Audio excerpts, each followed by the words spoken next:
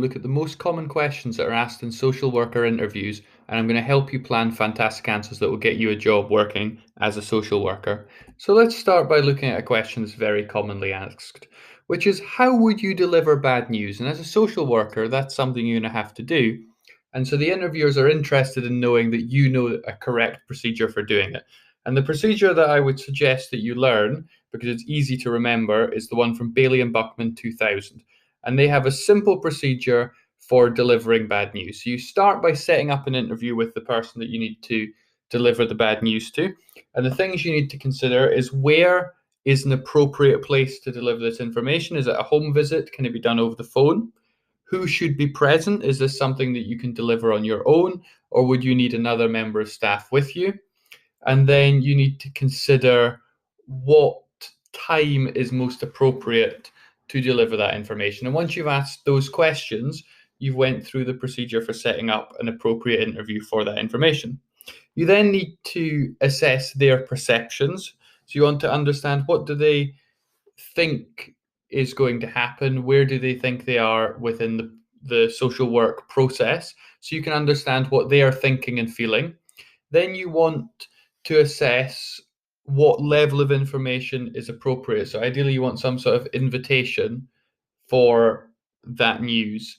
So it may be that someone wants to be absolutely informed of every detail, or that they just want to know the fundamentals. And it may be that you just have to give them the whole information, but where there is different situations where different people, for example, a child will receive different information from an adult. Then once you have delivered the information, which is appropriately targeted and needs to be delivered, you're going to assess what the emotions are. You're not going to judge, and you're going to react to the emotions that are presented. So you're going to be supportive, you're going to be sensitive, you're going to understand the emotions that are going to be elicited by your bad news. And the most important thing is you don't criticize the emotions and you don't judge the way that the person is feeling. You just let them express themselves and you're there to be supportive. The final step is the strategy and summary. So you're summarizing the next steps, you're informing them of what's going to happen because of this, you're offering your support, and then you are thinking about your follow-up. When are you next going to contact with this person and how are you going to support them going forward? So if you mention these 5 points, you will be successful in this question. So let's move on and look at another question which they're very eager to know about, is what do you know about the local community? And you're expected to have a good level of knowledge of the area that you're moving into. So you need to have some economic information, you need to have some demographic information, and you need to know exactly where you're going to be working. So the first thing you need to establish is what areas are covered within the organization you're applying for. You're then going to look at things like the unemployment rate. You're going to know what the local schools are. You're going to know some basics about the history. So just a quick scan over it. Is this a fishing area? Is this area dominated by service industries? How has that evolved over time? Was it in the wool trade, for example?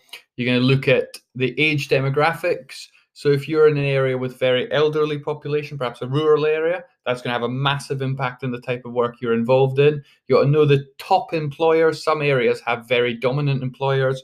You're going to obviously know the median earnings. So is this a high income area, a deprived area? What's the sort of education level? And census data is your friend here. If you just look at the census, you can know so much about your area. And my top bit of advice is to make a simple fact file and a poster. It's not difficult, and it just involves a lot of copying and pasting. And once you've got that together, and if you come to an interview with that, you can really impress that you've actually done some physical, tangible research. So if you tick off all those things on that list and make a little fact file with all of that, you will really impress on this question. So let's move on and look at question 3. How do you prioritize your caseload? And one of the challenges of being a social worker is that you have lots of different cases and lots of different demands. And when they're interviewing you, they want to know that you've got your priorities straight.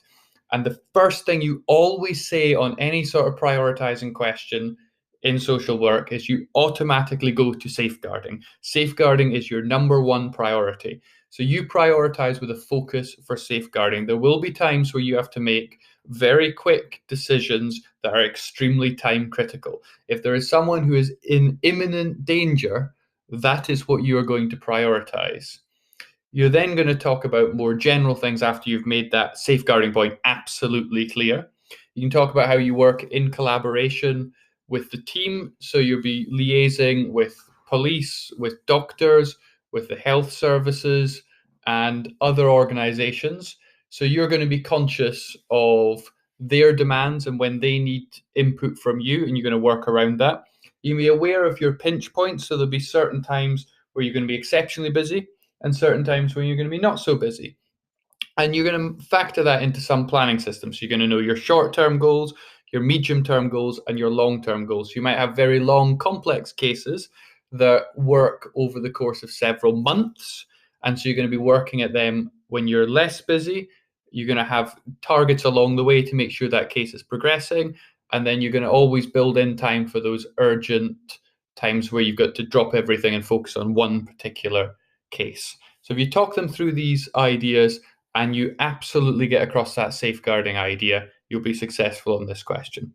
Let's look at number 4. What groups do you find most difficult to work with? And this question comes up quite regularly, and it is what's called a negative screening question. So this is a fantastic opportunity for the interviewer to rule out people they don't want to work with. So when they ask this and they hear people zoom right into one group and attack that group, they're going to have the feeling that if you give them that case, they're not going to deal with it appropriately.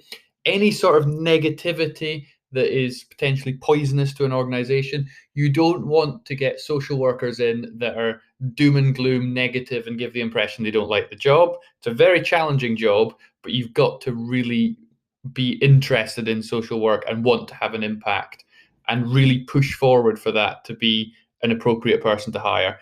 Any sort of stereotyping, potentially, racism, picking a particular group, that's absolutely unacceptable. And don't mention any protected characteristics in your answer and identify as a group you don't want to work with. This is a fantastic question to get rid of people who should not be in social work. So that's why it's asked. Some good things to talk about is perhaps funding constraints. So you find it difficult to work in situations where it's challenging to get what you need to have an impact. So one example is special educational needs, or SEN, is where you're fighting for someone to get special educational provision that they need, or to get into a special school, and there's limited places and there's limited funding, and it's really frustrating because you want to get the best for those children and you're up against some challenges. So you find it hard to work on those cases. You could say child removal is a good go-to. That is always extraordinarily difficult and emotionally taxing. But once you've mentioned these things that are challenging, and these are two good examples to talk about because everybody finds it frustrating and challenging, you want to also talk about that you're prepared to work with anyone. There is no groups that you're not prepared to work with. You're completely equal opportunities. And the best one to focus on is to talk about things that are difficult to have an impact. To talk about wanting to have an impact and finding it really personally difficult, where there's the cases where you can't have the impact you would want to have. So what they're really looking for in this question is positivity, realism, and an absolute avoidance of any negativity and inappropriate comments. So be careful with this question and focus on those on the up arrow, and you'll get through this and not be screened out. So let's look at the last question, is what shifts can you work? And the key to this is knowing exactly how your organization works and what they expect of staff. So you're going to start with being honest. There's no point saying you can work times that you can't work. You ought to show some flexibility.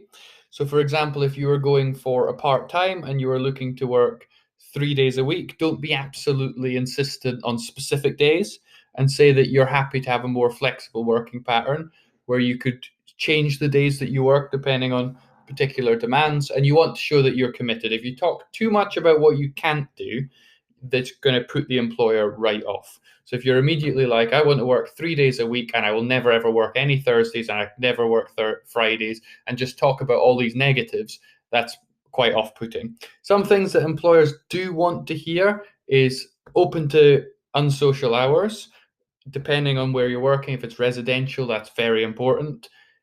Instead of talking too much about, specific times, you can talk more generally about that you want to work to the demands of the casework, so that sometimes you may have to work overtime and you're happy to do that to meet the casework demands. And so you're going to have done some research for your area and know what the typical working patterns are and make sure that you can fit into that. If you can't fit into the work patterns of the place that you're applying, then you probably shouldn't be applying for that. And if you can't meet their needs, they're unlikely to employ you. So let's look at the last one, which is a bonus, which is some questions to ask. And there's a lot of these that are really quite clever ones to ask. For example, what are your improvement priorities? So how are they going to improve social work? And then you can immediately come back with how you fit into their goal. And the other one, which is a bit crafty, is how would you characterize the ideal social worker? So they'll give you a list of what they are looking for, and it's your cheeky little opportunity at the end of the interview to remind them that you are what they are looking for in a polite and professional way. And lastly, make sure you definitely ask one question that specifically relates to something that has come up in the interview. And if you do that, you're going to satisfy them that you've been listening to them and that you have appropriate questions and that you are genuinely interested in the job. So hopefully this interview question series